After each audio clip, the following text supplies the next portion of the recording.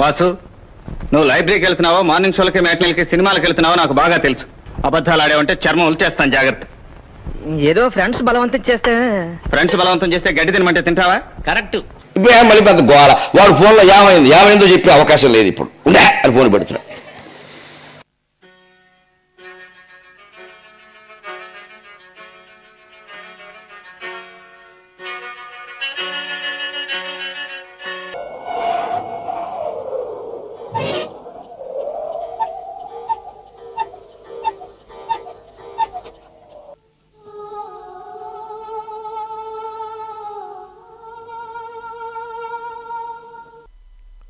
అర్ధరాత్రి అరుపు మొదటి భాగం. మీకు దెయ్యాలలో నమ్మకమున్నదా అని సత్యనారాయణరావు డిటెక్టివ్ యుగంధర్ని అడిగాడు. యుగంధర్ జవాబు చెప్పలేదు. చిన్నగా నవ్వి ఊరుకున్నాడు. 2 నిమిషాల పాటు సత్యనారాయణరావు కూడా మాట్లాడకుండా యుగంధర్ని చూస్తూ ఉండిపోయాడు. సత్యనారాయణరావు 25 ఏళ్లు పైగా అనుభవము, పేరు ప్రతిష్టలు ఉన్న లాయర్. జెంటిల్మెన్స్ క్లబ్ వసారాలో యుగంధర్, అతని అసిస్టెంట్ రాజు, డిటెక్టివ్ ఇన్స్పెక్టర్ స్వరాజ్యరావు, సత్యనారాయణరావు పేము కుర్చీలో కూర్చొని కబుర్లు చెప్పుకుంటున్నారు. ఏమోయ్ రాజు, నీకు దెయ్యాలలో నమ్మకమున్నదా అని సత్యనారాయణరావు రాజును చూసి అడిగాడు. ఉన్నదని కానీ లేదని కానీ చెప్పలేను అని రాజు అన్నాడు. సత్యనారాయణరావు డిటెక్టివ్ ఇన్స్పెక్టర్ స్వరాజ్యరావుని చూసి, మీకు ఇన్స్పెక్టర్ దెయ్యాలలో నమ్మకమున్నదా అని అడిగాడు.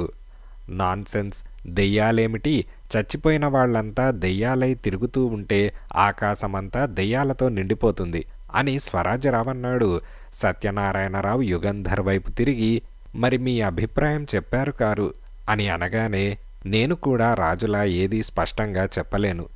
దెయ్యాలను కానీ దెయ్యాలు చేసిన మానవాతీతమైన చేష్టలను కానీ నేను నా కళ్ళతో చూడలేదు. అందువల్ల దెయ్యాలున్నాయని అనలేను. దెయ్యాలను గురించి చాలా చదివాను, విన్నాను. నా స్నేహితులు కొందరు వాళ్ల అనుభవంలోనివి చెప్పారు.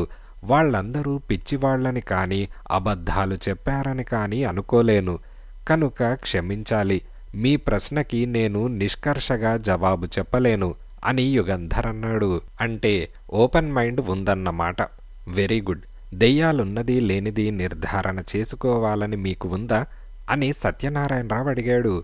డిటెక్టివ్ యుగంధర్ సత్యనారాయణరావుని క్యూరియాసిటీతో చూశాడు.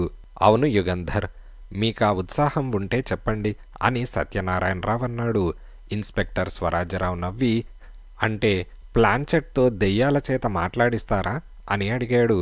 సత్యనారాయణరావు తల విదిలించి, ప్లాంచెట్ ద్వారా చనిపోయిన వాళ్ల ఆత్మలతో సంభాషించడం, మీడియాల ద్వారా చనిపోయిన వాళ్లతో మాట్లాడడం మొదలైనవి ఉన్నాయని నేను విన్నాను. నాకవేమీ తెలియవు. దెయ్యాల గురించి నాకసలేమీ తెలియదు. 2 నెలల క్రితం నేను మీలా నమ్మకం లేనివాణ్ణే. ఇప్పుడు అని అన్నాడు. మరిప్పుడు అని రాజు అడిగాడు. ఇప్పుడు నీలా తెలియదంటాను. ఏమో ఉన్నాయేమో అంటాను అని సత్యనారాయణరావు అన్నాడు. ఇన్స్పెక్టర్ స్వరాజ్యరావు నవ్వి, చెప్పండైతే. దెయ్యాలున్నాయా అని మీరు అడిగినప్పుడే నాకు తెలుసు ఓ దెయ్యం కథ చెబుతారని అని అన్నాడు. సత్యనారాయణరావు తల తిప్పి, నేనేమి కథ చెప్పను. అడయార్కి 2 మైళ్ళ దూరంలో లాటిస్ బ్రిడ్జ్ రోడ్డు మీద ఒక చిన్న కొండ ఉన్నది. ఆ కొండ వెనక, అంటే రోడ్డుకొక మైలు దూరంలో ఒక పెద్ద భవనమున్నది. దాదాపు 200 సంవత్సరాల క్రితం కట్టిన ఇల్లు అది. దరిదాపుల్లో ఎక్కడా ఇళ్ళు లేవు. ఆ ఇంటి తాళం చెవులు నా దగ్గర ఉన్నాయి. ఆ ఇంట్లో దెయ్యాలున్నాయని అంటారు. నిజంగా ఆ ఇంట్లో దెయ్యాలున్నాయా అని పరిశోధన చేయడానికి మీకు ఉత్సాహం ఉంటే తాళం చెవులిస్తాను. ఇష్టమొచ్చినంత కాలం అక్కడ ఉండి దెయ్యాల గురించి తెలుసుకొని రావచ్చు అని అన్నాడు. మద్రాస్కి అంత దగ్గరలో ఉన్న ఇల్లు ఖాళీగా ఉన్నదా? నమ్మకం లేకుండా ఉన్నాను. ఇళ్ళు లేక జనం నానా అవస్థ పడుతున్నారు. ఎవరికీ తెలియదేమో అని ఇన్స్పెక్టర్ అన్నాడు. సత్యనారాయణరావు నవ్వి, అవస్థలు పడడానికి తయారుగా ఉన్నారు కానీ దెయ్యాలతో కలిసి ఒకే ఇంట్లో నివసించడానికి ఎవరూ సిద్ధంగా లేరు అని అన్నాడు. యుగంధర్ సిగరెట్ వెలిగించి, ఆ ఇల్లిప్పుడు మీ అధీనంలో ఉన్నదా అని అడిగాడు. అవునని సత్యనారాయణరావు తల ఊపాడు. మరి మీ అధీనంలోకి ఎలా వచ్చింది అని అడిగాడు. బర్మాలో వ్యాపారం చేస్తున్న పరమశివన్ అనే ఆయన నా క్లయింట్. 1 సంవత్సరం క్రితం ఈ ఇంటి యజమానురాలు చనిపోయింది. ఆమెకు దూర బంధువు వారసుడు అయిన పరమశివన్కి ఈ ఇల్లు వచ్చింది అని సత్యనారాయణరావు అన్నాడు. మరి పరమశివన్ బర్మా నుంచి రాలేదా అని రాజు అడిగాడు. లేదు, ఆ ఇంటిని బాగు చేయించి అద్దెకు ఇచ్చే ఏర్పాటు చేయించమని నాకు ఆ బాధ్యత ఒప్పజెప్పాడు అని సత్యనారాయణరావు అన్నాడు. బాగు చేయించడం దేనికి? శిథిలావస్థలో ఉన్నదా అని యుగంధర్ అడిగాడు. లేదు, దాదాపు 30 సంవత్సరాల నుంచి ఆ ఇంట్లో ఎవరూ నివసించలేదు. ఇల్లు చాలా గట్టిగా, చాలా మంచి కలపతో కట్టినది. ఒక్క గోడ కానీ ఒక్క తలుపు కానీ చెక్కు చెదరలేదు. కానీ బాగా బూజుపట్టి సున్నం పెచ్చులు రాలిపోయి గోడలు నల్లబడిపోయాయి. అంతేకాక ఎలక్ట్రిసిటీ, మురుగునీటి కాలువలు, టాయిలెట్స్ ఇవేమీ లేవు. అవన్నీ ఏర్పాటు చేసి అద్దెకివ్వమని పరమశివన్ ఉత్తరం రాశాడు అని సత్యనారాయణరావు అనగానే, మరా పని చేయించారా అని యుగంధర్ అడిగాడు. అతి కష్టం మీద చేయించగలిగాను అని అన్నాడు. కష్టమెందుకు? డబ్బు పారేస్తే చిటికలో ముగిసే పనేగా అని అన్నాడు. డబ్బిచ్చినా ఎవరూ పనివాళ్లు రాలేదు. 2 కంపెనీలు కాంట్రాక్ట్ తీసుకొని 1-2 రోజులు పనిచేసి పని మానేసి వెళ్ళిపోయారు అని సత్యనారాయణరావు అనగానే, ఎందువల్ల అని రాజు అడిగాడు. పనివాళ్లు చెయ్యననడం వల్ల అని సత్యనారాయణరావు అన్నాడు. అంటే వాళ్లకు దెయ్యాలు కనిపించాయా అని ఇన్స్పెక్టర్ స్వరాజరావు నవ్వుతూ అడిగాడు. ఏమో, వాళ్లకు దెయ్యాలే కనిపించాయో లేక వాళ్ళు వీళ్ళు చెప్పిన మాటలు విని భయపడ్డారో నాకు తెలియదు. చివరికి ఒక పెద్ద బిల్డింగ్ ఇంజనీరింగ్ కంపెనీ కాంట్రాక్ట్ తీసుకొని పని పూర్తి చేసింది అని సత్యనారాయణరావు అనగానే, మరి అప్పుడు మాత్రం పనివాళ్ళు ఎలా వచ్చారు అని స్వరాజరావు అడిగాడు. సాయంకాలం కాగానే పనివాళ్లను లారీలో వాళ్ల ఇళ్లకు తీసుకెళ్లి దింపేవారు. అదీగాక పనివాళ్లందరూ తండియార్పేట, వేసరిపాడు నుంచి వచ్చారు. స్థానికంగా ఎవరూ దొరకలేదు. అందుకే కాంట్రాక్టర్ బిల్లు చాలా ఎక్కువ వేశాడు అని సత్యనారాయణరావు అన్నాడు. మొత్తానికి పని పూర్తి చేశారు. ఎలక్ట్రిసిటీ ఏర్పాటు చేశారు. మిగతా వసతులన్నీ కల్పించారు. మరి తర్వాత అద్దెకిచ్చారా అని యుగంధర్ అడిగాడు. అవును, మీరు వినే ఉంటారు. వై లక్ష్మణరావు మాజీ జమీందార్, పారిశ్రామికుడు, ఆయనకు అద్దెకిచ్చాను అని సత్యనారాయణరావు అనగానే, అది దెయ్యాల ఇల్లని చెప్పకుండానే అద్దెకిచ్చారన్నమాట. లాయర్లు ఎంత పనైనా చేస్తారు అని స్వరాజ్యరావు నవ్వుతూ అనగానే, ఆ ఇంటిని గురించిన వదంతులు లక్ష్మణరావు గారికి వివరంగా చెప్పాను. ఆయన నవ్వి తనకు దెయ్యాలలో నమ్మకం లేదని 2 నెలల అద్దె 600 రూపాయలు అడ్వాన్స్ ఇచ్చి తాళం చెవులు తీసుకొని వెళ్లారు అని అనగానే, ఆయన ఆ ఇల్లు ఖాళీ చేశాడా అని రాజు అడిగాడు. అవును, సరిగ్గా 4 రోజుల తర్వాత వచ్చి తాళం చెవులు నాకిచ్చి ఇల్లు ఖాళీ చేస్తున్నానని చెప్పాడు. అడ్వాన్స్ వదులుకునేందుకు కూడా సిద్ధపడ్డాడు అని సత్యనారాయణరావు అనగానే, ఎందుకు ఖాళీ చేస్తున్నది చెప్పలేదా అని రాజు అడిగాడు. చెప్పాడు, హైదరాబాద్లో తనకు అనుకోని పని తగిలిందని, 6 నెలలు అక్కడ ఉండాలని, అడయార్లో ఈ ఇల్లు అనవసరమని చెప్పాడు. అడ్వాన్స్ ఇచ్చేశాను. తర్వాత తెలిసింది లక్ష్మణరావు హైదరాబాద్ వెళ్లలేదని, మద్రాసులోనే నుంగంబాకంలో ఇంకో ఇల్లు అద్దెకు తీసుకున్నాడని అని సత్యనారాయణరావు అనగానే, ఇల్లు నచ్చలేదేమో, తర్వాత ఇంకెవరికీ అద్దెకివ్వలేదా అని ఇన్స్పెక్టర్ అడిగాడు. డాక్టర్ నీలకంఠం గారు తెలుసుగా, రిటైర్ అయ్యారు. పత్రికల్లో ప్రకటన చూసి ఇల్లు తీసుకుంటానన్నారు. ఆ ఇంటికి ఉన్న చెడ్డ పేరు గురించి చెప్పాను. నవ్వి తనకు అటువంటి వాటిలో నమ్మకం లేదని తాళం చెవులు తీసుకొని వెళ్లారు. సరిగ్గా 3 రోజుల తర్వాత తాళం చెవులు నాకిచ్చేశారు అని సత్యనారాయణరావు అనగానే, ఎందుకని అడగలేదా అని యుగంధర్ అడిగాడు. అడిగాను, ఏదో గొణిగాడు. తనకా విషయం మాట్లాడడం ఇష్టం లేదన్నాడు. ఆ ఇంటిని పడగొట్టేయడం మంచిదని సలహా ఇచ్చి వెళ్ళిపోయాడు. తర్వాత సోడాలు చేసే కంపెనీ వాళ్ళు అద్దెకు తీసుకుంటామన్నారు. ఇచ్చాను. వారం రోజుల తర్వాత ఆ కంపెనీ యజమాని తాళం చెవులు నా బల్ల మీద పడేసి, నాకు దెయ్యాలలో నమ్మకం లేదు కానీ పనివాళ్లు రామన్నారు, ఏం చేయను అని వెళ్ళిపోయాడు అని సత్యనారాయణరావు అనగానే, ఆ తర్వాత ఇంకెవరికైనా అద్దెకిచ్చారా అని ఇన్స్పెక్టర్ అడిగాడు. సత్యనారాయణరావు తల ఊపాడు. ఇచ్చాను, నా స్నేహితుడికి. సరిగ్గా 2 రోజులు ఆ ఇంట్లో ఉండి తాళం చెవులు నా మీద విసిరికొట్టాడు. ఆ ఇంట్లో దెయ్యాలున్నాయి, మనుష్యులుండేందుకు కాదా ఇల్లు అని అతనన్నాడు అని సత్యనారాయణరావు అనగానే, దెయ్యాలున్నాయంటే అవి కనిపించాయా, ఏం చేశాయి ఆయనతో మాట్లాడాయా అని ఇన్స్పెక్టర్ నవ్వుతూ అడిగాడు. అతనికి కనిపించాయని చెప్పాడు అని సత్యనారాయణరావు అనగానే ఇన్స్పెక్టర్ స్వరాజ్యరావు విరగబడి నవ్వి, ఎవరండి దయ్యాల్ని చూసిన ఆ మహానుభావుడు అని అడిగాడు.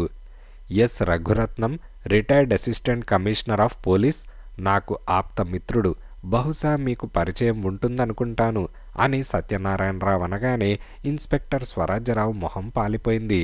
తెలియకేం, 2 ఏళ్లేగా అయింది ఆయన రిటైర్ అయి అని అన్నాడు.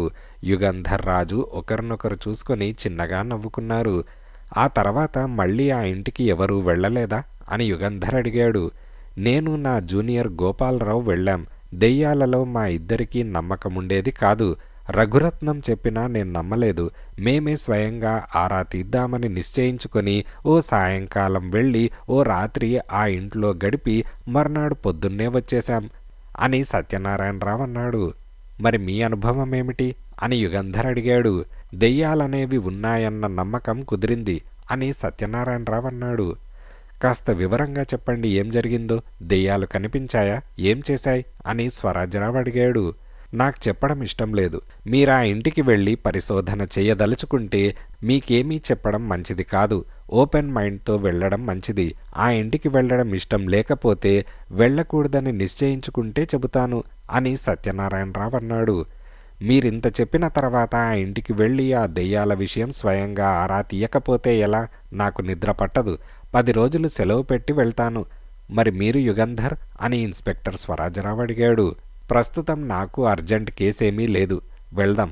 మీరు వస్తారా అని యుగంధర్ సత్యనారాయణరావుని అడిగాడు. సత్యనారాయణరావు 2 నిమిషాలు ఆలోచించి, ఎన్ని రోజులుంటారక్కడ అని అడిగాడు. ఎన్ని రోజులని లెక్క ఏమీ లేదు. ఎప్పుడు వచ్చేయాలనిపిస్తే అప్పుడు వచ్చేయవచ్చు అని యుగంధర్ అనగానే, అయితే నేను వస్తాను. నా జూనియర్ గోపాలరావు వస్తానంటే అతన్ని తీసుకురానా అని లాయర్ అడిగాడు. The more the merrier. ఇంకా ఎందరు వస్తే అందరినీ తీసుకురండి. నేను రంగలక్ష్మిని తీసుకొస్తాను అని ఇన్స్పెక్టర్ స్వరాజ్యరావు అన్నాడు. రంగలక్ష్మి ఎవరు అని లాయర్ అడిగాడు. ఒక వంట మనిషి. అమోఘంగా వంట చేస్తుంది. పూర్వం మా ఇంట్లో వంట చేసేది. ఇప్పుడు ఊరికేనే ఉన్నది. వంటకి వస్తానని తిరుగుతోంది. తాత్కాలికంగా మనకు వంట చేసి పెట్టే పనిద్దాం అని స్వరాజ్యరావు అనగానే, ఆడవాళ్లను తీసుకువెళ్లడం అంత మంచి పని కాదేమో అని లాయర్ అన్నాడు. ఇన్స్పెక్టర్ పకపక నవ్వి, నిజంగానే అక్కడ దెయ్యాలున్నట్లు భయపడుతున్నారు. రంగలక్ష్మికి ఇష్టమైతేనే తీసుకువస్తానులేండి అని అన్నాడు. అయితే ఎప్పుడు బయలుదేరదాం అని రాజు అడిగాడు. ఇవాళ గురువారం. శనివారం సాయంకాలం 5 గంటలకల్లా మనమంతా అక్కడికి చేరుకుంటే సరి అని సత్యనారాయణరావు చెప్పగానే, దట్స్ ఆల్ రైట్. అయితే మేం మీ ఇంటికి వస్తాం. అక్కడి నుంచి అందరం కలిసి వెళ్దాం అని యుగంధర్ అన్నాడు. ఇదిలా ఉండగా సరిగ్గా శనివారం సాయంకాలం 3 గంటలకు రాజు యుగంధర్ గదిలోకి వెళ్ళి, ఒక చిన్న విషయం సార్ అని అన్నాడు. ఏంటి రాజు, నీ గొంతును బట్టి నీ చూపును బట్టి ఏదో ఫేవర్ అడగడానికి వచ్చినట్లున్నావు. అడయార్లో ఆ ఇంటికి ఈవేళ నువ్వు రావడానికి వీల్లేదా అని అడిగాడు. అది కాదు సార్, నా స్నేహితురాలు రత్నప్రభ మీకు జ్ఞాపకమున్నదిగా అని అనగానే, ఎస్, పాస్ అయి రీసెర్చ్ చేస్తోంది ఆ అమ్మాయిగా అని అనగానే, అవును, రత్నప్రభ మన కూడా ఆ ఇంటికి వస్తానంటోంది అని రాజు అనగానే, ఆ అమ్మాయ మంచిది కాదు రాజు. సత్యనారాయణరావు చెప్పినంత భయంకరంగా ఆ ఇల్లు ఉన్నా లేకపోయినా ఆ వాతావరణం ఆడపిల్లలకు మంచిది కాదు, వద్దు అని యుగంధర్ అనగానే, నేనెంత చెప్పినా వినిపించుకోవడం లేదు సార్. మీరు ఒప్పుకోరని చెప్పాను. తనే మిమ్మల్ని స్వయంగా అడుగుతానని వచ్చింది. మీరే చెప్పండి అని రాజు వెళ్ళి క్షణంలో రత్నప్రభను వెంటబెట్టుకొని వచ్చాడు. రత్నప్రభ 25 ఏళ్లలోపు యువతి. చాలా ఆధునికంగా ముస్తాబైంది. యుగంధర్కి ఎదురుగా కూర్చుంటూ, ప్లీజ్ వద్దనకండి సార్, నాకు దెయ్యాలలో నమ్మకం లేదు, భయం అంతకన్నా లేదు, నన్ను మీ కూడా రానివ్వండి అని అన్నది. దెయ్యాల విషయం, భయం విషయం అలా ఉంచు. మేమందరం మగాళ్ళం. ఆడదానివి నువ్వొక్కతివి ఆ ఇంట్లో మాతో ఉంటావా అని యుగంధర్ అడిగాడు. నేనొక్కతినే కాదు, నా స్నేహితురాలు పంకజం కూడా వస్తుంది అని అనగానే యుగంధర్ కనుబొమ్మలు పైకెత్తి, పంకజమా, ఆమెవరు అని అడిగాడు. వెంటనే రత్నప్రభ, పంకజం పంకజం ఇలారా, యుగంధర్ గారు పిలుస్తున్నారు అని కేకేసింది. సీతాకోక చిలుకలా ముస్తాబు చేసుకున్న ఓ యువతి హై హీల్స్ బూట్స్ టకటక చప్పుడు చేసుకుంటూ వచ్చి, నమస్కారమండి అని యుగంధర్కి ఎదురుగా కూర్చున్నది. రాజు యుగంధర్ని చూసి చిన్నగా నవ్వాడు. యుగంధర్ కనుబొమ్మలు చిట్లించి, మేము పిక్నిక్కి బయలుదేరి వెళ్తున్నామనుకున్నారా? మీ తల్లిదండ్రుల అనుమతి లేనిదే మిమ్మల్ని మాతో రాణిస్తామని అనుకున్నారా అని అన్నాడు. నాకు తల్లిదండ్రులు లేరని మీకు తెలుసు.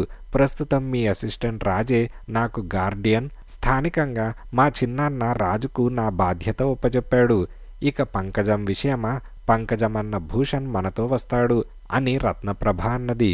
భూషణ్ మీకు తెలుసు, విక్టోరియా కాలేజీలో లెక్చరర్ అని రాజు అన్నాడు. భూషణ్ గారు కూడా ఇక్కడికి వచ్చి బయట కూర్చున్నారన్నమాట అని యుగంధర్ రాజుని కోపంగా చూస్తూ అన్నాడు. అవునండి అంటూ భూషణ్ యుగంధర్ కన్సల్టింగ్ రూంలోకి వచ్చి, క్షమించాలి, మీ కూడా తీసుకెళ్లమని మిమ్మల్ని మేమిలా ఇబ్బంది పెడుతున్నందుకు.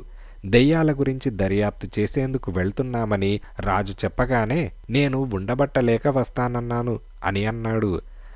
మన తెలుగు వాళ్ళకు పెద్ద ప్రత్యేక లక్షణం ఏమిటంటే మనది కాని దాన్ని మనం తెచ్చిపెట్టుకుంటాం, దానికోసం కొట్టేసుకుంటాం. 40 ఏళ్ల భూషణ్ బక్కగా పొడుగ్గా ఉన్నాడు. కళ్లకు అద్దాలు, అక్కడక్కడా జుట్టు నెరిసింది. మీరు రావడానికి నాకెటువంటి అభ్యంతరమూ లేదు, కానీ ఈ 2 ఆడపిల్లలు అని అనగానే అది రాజు తప్పు. నాకు విడిగా చెప్పి ఉండవలసింది. నలుగురం కూర్చొని కాఫీ తాగుతూ ఉండగా చెప్పాడు. అప్పట్నుంచి వాళ్ళు వస్తామని పట్టుపట్టారు అని భూషణ్ అనగానే యుగంధర్ ఆ 2 యువతులని పరీక్షగా చూసి, ఆ ఇంటిని గురించి రాజు మీకు వివరంగా చెప్పాడా అని అడిగాడు. లాయర్ చెప్పిన విషయాలన్నీ చెప్పాను సార్ అని రాజు అన్నాడు. అయినా ఆ తమాషా ఏమిటో చూద్దామని బయలుదేరుతున్నారా అని యుగంధర్ గంభీరంగా అడిగాడు. తమాషా చూడాలని కాదు, నిజంగా అటువంటివి ఉన్నాయో లేవో తెలుసుకుందామని అని రత్నప్రభ అన్నది. యుగంధర్ 2 నిమిషాలు ఆలోచించి, ఆల్రైట్, ఇంకో గంటలో బయలుదేరతాం. మీరు మీ సామాన్లు తీసుకొని రండి అని అన్నాడు. రత్నప్రభ నవ్వి, మీరొప్పుకుంటారని మాకు ముందే తెలుసు, అందుకే సామాన్లు తెచ్చుకున్నాం. రాజు సామాన్లు మీ కారులో కూడా పెట్టేశాడు అని అన్నది. ఏదో కంచు కంచు అనుకున్నాను కానండి, ఇది అల్లటప్ప కంచు కాదండి, మంచి పోత కంచు. యుగంధర్ కూడా నవ్వి, అక్కడ అతనికి తోచదేమోనని రాజు వేసిన ప్లాన్ అన్నమాట ఇది. నేను రెడీ అవుతాను అని యుగంధర్ లోపలికి వెళ్ళాడు. ఇదిలా ఉండగా నుంగంబాకంలో సత్యనారాయణరావు ఇంటి పోర్టుకోలో రాజు కారాపాడు. వసారాలో పేము కుర్చీలో కూర్చొని సత్యనారాయణరావు, అతని జూనియర్ గోపాలరావు, ఇన్స్పెక్టర్ స్వరాజ్యరావు ఉన్నారు. ముగ్గురు లేచి కారు దగ్గరకు వెళ్లారు. వెనక సీట్లో ఉన్న 2 యువతుల్ని, భూషణ్ని చూసి సత్యనారాయణరావు ఆశ్చర్యంతో, వీళ్ళెక్కడికి అని అడిగాడు. యుగంధర్ కారు దిగి, మీ అనుమతి లేకుండా నా కూడా ఆ ఇంటికి వీళ్ళని తీసుకువస్తున్నందుకు క్షమించండి అని వాళ్ల ముగ్గురిని లాయర్కి, గోపాలరావుకి, స్వరాజ్యరావుకి పరిచయం చేశాడు. ఆ 2 ఆడవాళ్లు కూడా వస్తున్నారా అని స్వరాజ్యరావు అడిగాడు. ది మోర్ ది మెరియర్ కదూ ఇన్స్పెక్టర్ అని రాజు నవ్వుతూ అన్నాడు. బాధ్యతంతా యుగంధర్ గారిది, నాకెందుకు అభ్యంతరం అని సత్యనారాయణరావు అన్నాడు. నో, ఎవరి బాధ్యత వాళ్లదే. ఇక్కడే ఇప్పుడే అందరం కలిసి మాట్లాడుకోవడం మంచిది. మానవాతీతమైన శక్తులకు భయపడడం సహజం. మన ఊహకి, వివేకానికి అందని విషయాలంటే భయపడడం సహజమే. కనుక భయపడడంలో అవమానమేమీ లేదు అని అందరి వైపు ఒకేసారి చూసి, ఎవరికి ఎప్పుడు భయం వేసినా చెప్పడానికి సిగ్గుపడకూడదు. తక్షణం ఆ ఇంట్లో నుంచి వెళ్ళిపోవాలి. అంతేకాని అనవసరమైన బింకానికి పోయి లోపల భయంగా ఉన్న పైకి ధైర్యం నటించకూడదు. ఈ హెచ్చరిక మగాళ్లకి, ఆడవాళ్లకి కూడా వర్తిస్తుంది. అందరూ విన్నారా అని యుగంధర్ అడిగాడు. అందరూ తలలూపారు. ఇన్స్పెక్టర్, మీరు విన్నారా? భయం వేసినప్పుడు నాతో చెప్పండి, సిగ్గుపడకూడదు. మిమ్మల్ని మీ ఇంటి వద్ద దింపుతాను అని రాజు నవ్వుతూ అన్నాడు. సార్జెంట్ శివం, మీ వంట మనిషి ఏరి, వంట సామాగ్రి ఎక్కడా అని యుగంధర్ అడిగాడు. ఆ ఏర్పాట్లన్నీ చేయడానికి సార్జెంట్ శివం, రంగలక్ష్మి మధ్యాహ్నమే ఆ ఇంటికి వెళ్లారు. పదండి వెళ్దాం. ఈ రాత్రి మనకు దెయ్యాల భవనంలో విందు భోజనం అని ఇన్స్పెక్టర్ స్వరాజ్యరావు అన్నాడు. ఇదిలా ఉండగా సత్యనారాయణరావు, గోపాలరావు, ఇన్స్పెక్టర్ స్వరాజ్యరావు అంబాసిడర్ కారులోనూ, యుగంధర్, రాజు, భూషణ్, రత్నప్రభ, పంకజం క్లైజర్ కారులోనూ బయలుదేరారు. లాటిస్ బ్రిడ్జ్ దాటాక 2 మైళ్ల తర్వాత ఎడం చేతి వైపునున్న సన్నని కంకర్ రోడ్లోకి డ్రైవర్ అంబాసిడర్ కార్ తిప్పాడు. దాదాపు 1 మైలు దూరం వెళ్ళాక చిన్న కొండ వెనక్కు వెళ్ళగానే ఆ కొండ కింద రోడ్డుకి పక్కగా ఒక పెద్ద గేటు, ప్రహారీ గోడ కనిపించాయి. అంబాసిడర్ కార్ ఆ గేటు దగ్గర ఆగింది. దాని వెనకే క్లైజర్ కార్ ఆగింది. కారులో నుంచి అందరూ దిగారు. ఇల్లేది అని యుగంధర్ అడిగాడు. ఇక్కడ్నుంచి కనిపించదు, చెట్లు అడ్డంగా ఉన్నాయి. ఈ గేట్ నుంచి 2 ఫర్లాంగులుంటుంది అని అన్నాడు. ప్రహారీ గోడ ఇంటి చుట్టూ ఉన్నదా అని ఇన్స్పెక్టర్ అడిగాడు. లేదు, గోడ పెట్టడానికి గోడ కట్టినప్పుడు ఇటు అటు కొంత దూరం దాకా గోడ కట్టారు. చుట్టూ ముళ్ళ కంచె ఉండేది. నేను దాన్ని తీయించేశాను, తీగతో ఫెన్సింగ్ వేయించాను అని సత్యనారాయణరావు అన్నాడు. యుగంధర్ గేటుని పరీక్షగా చూశాడు. అది చాలా పెద్ద గేటు, 20 అడుగుల ఎత్తున్నది. లావుపాటి ఇనప గొలుసు, పెద్ద కప్ప తాళం గొళ్ళానికి వెళ్లాడుతున్నాయి. గేటు తెరిచి ఉంచమని నేను సార్జెంటుకు చెప్పానే అని ఇన్స్పెక్టర్ గేట్ తోస్తూ అన్నాడు. చాలా బరువుగా ఉండడం వల్ల 2 చేతులతో తొయ్యవలసి వచ్చింది. గేటు రెండో పక్క రాజు తోశాడు. గేటు బార్లా తెరుచుకున్నది. గేటు చూస్తేనే గుండె తడబట్టుకుంటా. ఎర్రని మట్టి రోడ్డు. రాజు రోడ్ని పరీక్షగా చూసి, సార్జెంట్ కారులోనేగా వచ్చి ఉంటాడు అని రాజు అడిగాడు. అవును, జీప్లో సామాన్లు తీసుకుని బయలుదేరాడు అని ఇన్స్పెక్టర్ అనగానే, అయితే రోడ్డు మీద కార్ టైర్ గుర్తులేవి అని రాజు అనగానే, యుగంధర్ ఇన్స్పెక్టర్ రోడ్డు మీద పరీక్షగా చూశారు. గాలికి మట్టి చెదిరిపోయి ఉంటుంది. సార్జెంట్ రానట్లయితే గేటు తాళం ఎవరు తీస్తారు అని ఇన్స్పెక్టర్ అడిగాడు. 2 కార్లలో అందరూ ఎక్కేశారు. 50 గజాల దూరం వెళ్ళాక క్లైజర్ కార్ వెనక సీట్లో కూర్చొనున్న రత్నప్రభ, వెనక్కి చూడండి అని కేకేసింది. యుగంధర్ వెనక్కు తిరిగి చూసి, రాజు కారాపు అని అన్నాడు. రాజు వెంటనే బ్రేక్ వేసి కారాపి, ఏమైంది సార్ అని అడిగాడు. యుగంధర్ కారు దిగి గేటు వైపు చూస్తున్నాడు.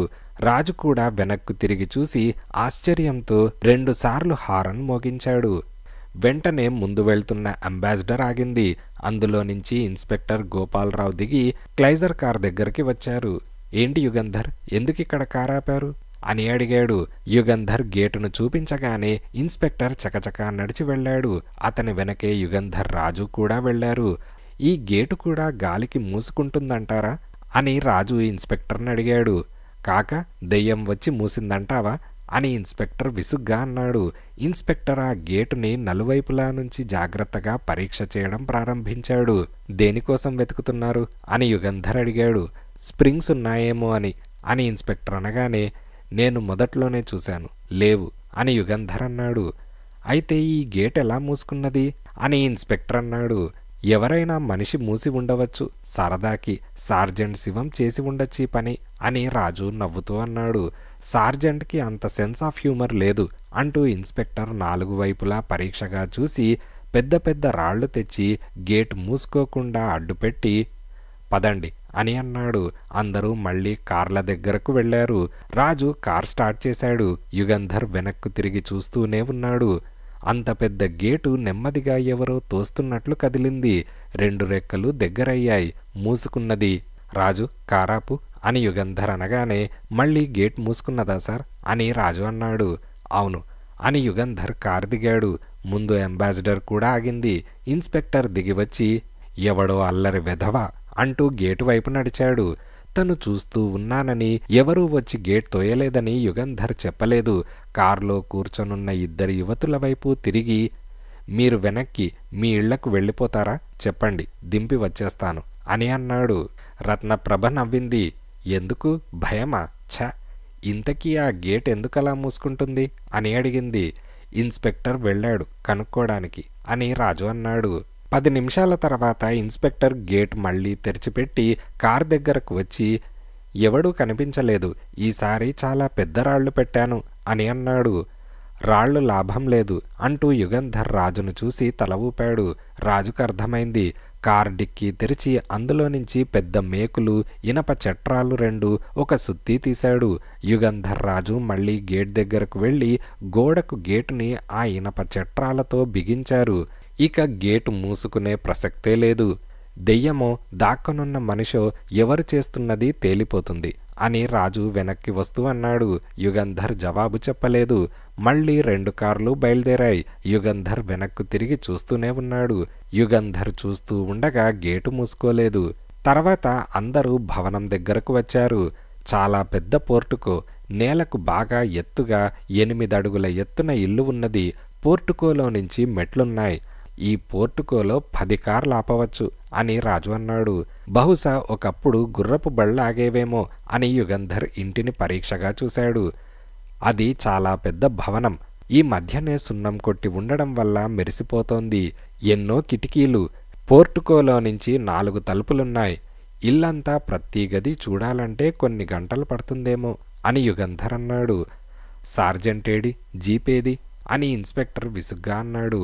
తలుపు తాళం వేసి లేదు, పదండి అని లాయర్ సత్యనారాయణరావు అన్నాడు. అందరూ కారులో నుంచి దిగి పోర్టుకోలో ఉన్న పెద్ద తలుపు దగ్గరకు వెళ్లారు. రాజు తలుపు తోశాడు. తెరుచుకున్నది.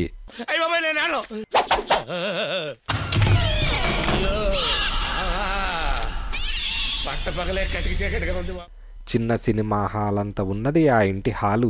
కుర్చీలు, బల్లలు, సోఫాలు అడ్డదిడ్డంగా ఉన్నాయి. మిగతా తలుపులన్నీ మూసి ఉన్నాయి. చీకటిగా ఉన్నది. రాజు టార్చ్ లైట్ వెలిగించి హాల్లోకి వెళ్ళి దీపం స్విచ్ నొక్కాడు. హాల్ మధ్య కప్పు నుంచి ఒకేసారి 4 బల్బులు వెలిగాయి. పెద్ద బల్బులు వేశారు అని రాజు అన్నాడు. అందరూ హాల్లోకి వెళ్లారు. డామెట్, సార్జెంట్ శివం, వంట మనిషి రంగలక్ష్మి ఏమయ్యారు అని విసుగ్గా ఇన్స్పెక్టర్ అన్నాడు. అసలు రాలేదేమో అని పంకజమన్నది. అతనిక్కడికి వచ్చి ఉండకపోతే గేటు తాళం ఎవరు తెరుచుంటారు? ఇంటి తాళం ఎవరు తెరుచుంటారు? ఎక్కడో ఉండి ఉండాలి. సార్జెంట్, సార్జెంట్ అని స్వరాజరావు కేకవేశాడు. ఎస్ సార్ అని జవాబు వినిపించగానే అందరూ ఉలిక్కిపడ్డారు. గోడవైపు తిప్పి ఉన్న సోఫాలో నుంచి సార్జెంట్ లేచి నిలబడ్డాడు. డామెట్, ఇక్కడేం చేస్తున్నావు అని ఇన్స్పెక్టర్ అరిచాడు.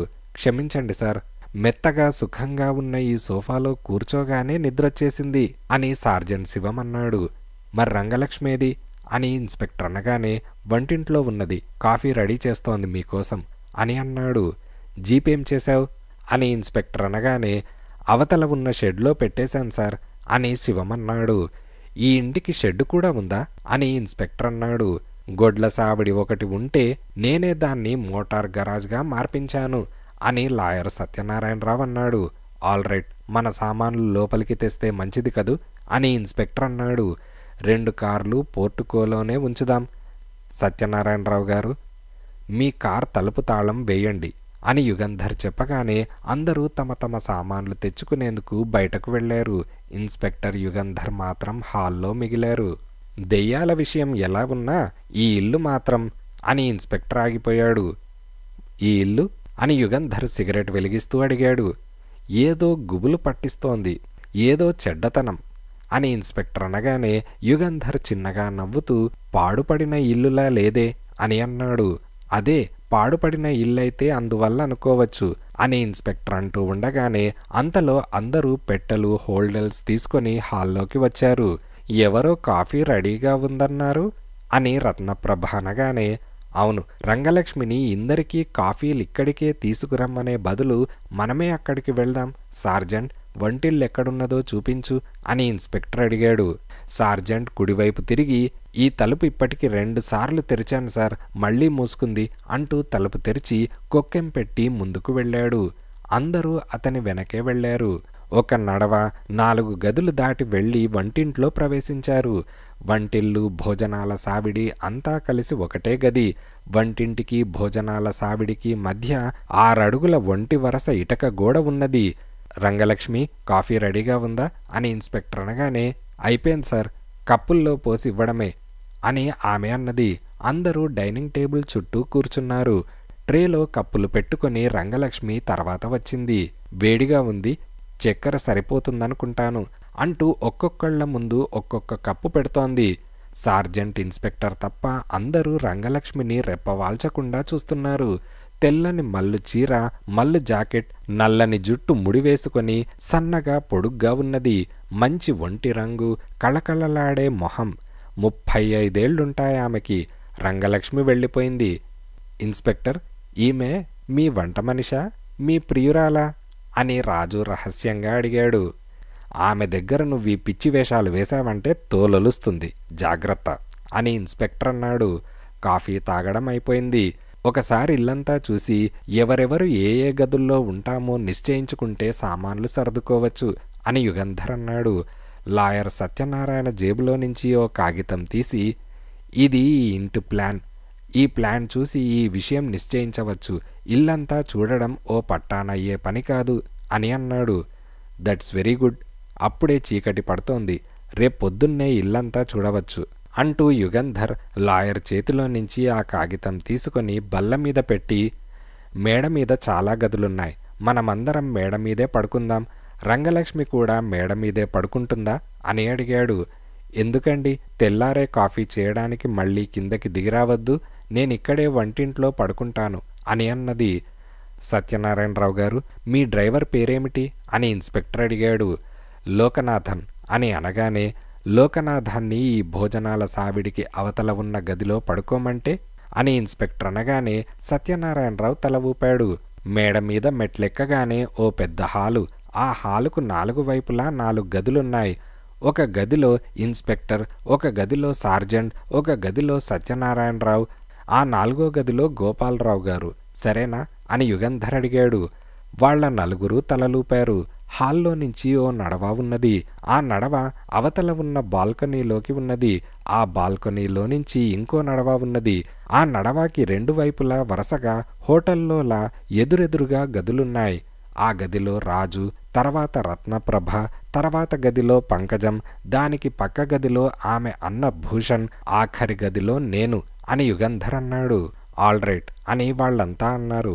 అయితే పదండి, సామాన్లు తీసుకొని ఎవరి గదులకు వాళ్ళు వెళ్దాం అని లేచి ఆ 2 యువతుల వైపు చూసి, మీ 2 గదులకి మధ్య తలుపున్నది.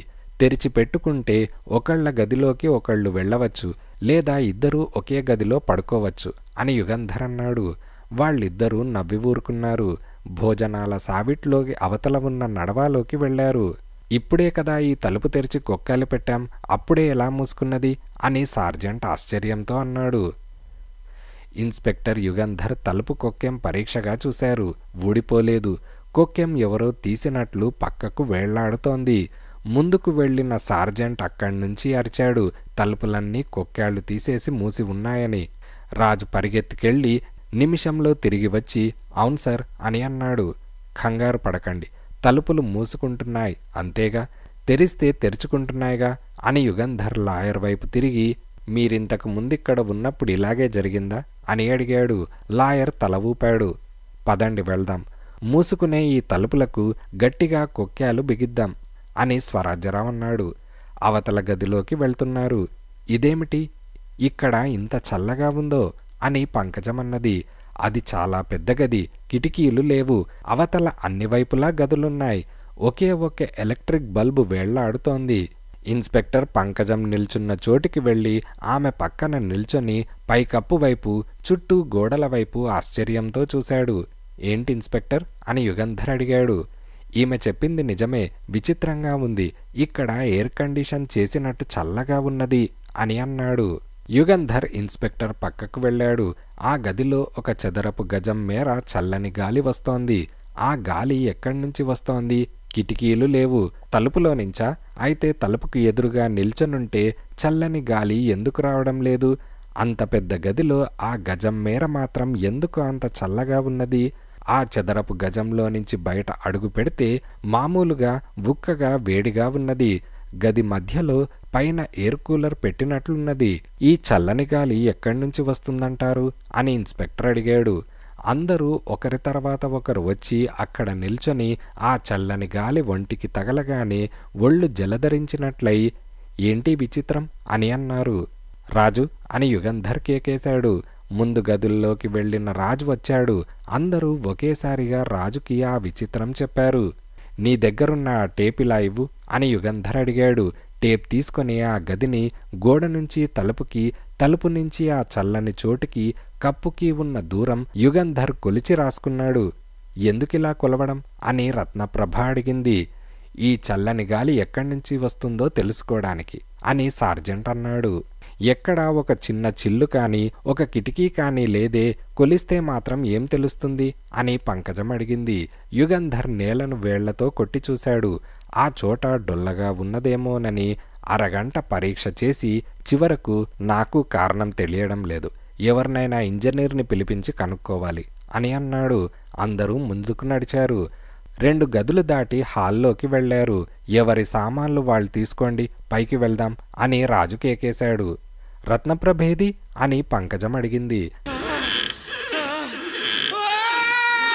అందరూ చుట్టూ చూశారు. రత్నప్రభ హాల్లో లేదు. రాజు టార్చ్ వెలిగించి హాలు 4 మూలలకు వేసి లేదే, ఏమైంది అని అన్నాడు. ఆ వంటింటి ప్రాంతాల్లో ఆగి ఏదో చూస్తూ ఉంటుంది. రాజు, నువ్వెళ్ళి పిలుచుకురా అని యుగంధర్ చెప్పాడు. రాజు వెళ్ళిపోయాడు. ఆడవాళ్ళిలా ఒంటరిగా ఉండిపోవడం మంచిది కాదు అని సత్యనారాయణరావు అన్నాడు. పంకజం జవాబు చెప్పలేదు. అంతలో నడవ తలుపు తోసుకొని రాజు వచ్చాడు. రాజు 2 చేతుల్లో ఎత్తుకొని రత్నప్రభను తీసుకురావడం చూసి నిర్ఘాంతపోయి ఏమైంది అని అందరూ ఒక్కసారిగా అడిగాడు. ఆ గొడవలో రాజు చెప్పిన జవాబు ఎవరికీ వినిపించలేదు. అతని చుట్టూ గుంపుగా పోగయ్యారు. యుగంధర్ రత్నప్రభని చూసి ప్లీజ్ కాస్త దూరంగా జరగండి, గాలి రానివ్వండి అని రాజు చేతుల్లో నుంచి రత్నప్రభనెత్తుకొని తీసుకెళ్లి సోఫా మీద పడుకోబెట్టి మెడిసిన్ కిట్లో నుంచి స్మెల్లింగ్ సాల్ట్ తీసివ్వు రాజు అని అన్నాడు. రాజు సీసా ఇవ్వగానే మూత తెరిచి ఘాటు వాసన రత్నప్రభ ముక్కుకి చూపిస్తూ ఎక్కడ కనిపించింది నీకు అని అడిగాడు. చల్లగా ఉన్న ఆ చోటులో నేల మీద కుప్పగా పడున్నది అని అన్నాడు. ఇలా స్పృహ లేకుండానా అని యుగంధర్ అనగానే అవును అని అన్నాడు. ఏమి గుండెపోటు రాలా, ఆ రోజుల్లో ఎవరికి వచ్చేది కాదు. 2 నిమిషాల తర్వాత రత్నప్రభ కళ్ళు తెరిచి అందర్నీ ఆశ్చర్యంతో చూస్తున్నది. ఏమమ్మా, ఎందుకలా మూర్ఛపోయావు అని యుగంధర్ అడిగాడు. భగవద్గీతలో శ్రీకృష్ణ పరమాత్ముడు ఏమన్నాడంటే